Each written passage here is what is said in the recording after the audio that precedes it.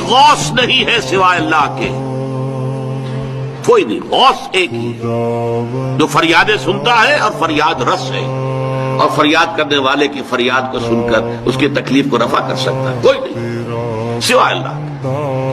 تو استعانہ، استدعاء، استمداد، استغاثہ، یہ سارے الفاظ جو ہیں اپنی ذہن میں لا کر جمع کر دی ذات باری تعالیٰ پر۔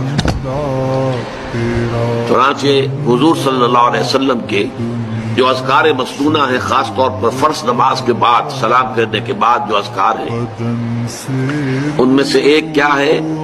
اللہم اعنی علی ذکرک و شکرک و حسن عبادتک، پروردگار میری مدد فرما کہ میں تجھے یاد رکھ سکوں، بھول نہ جاؤں تجھے۔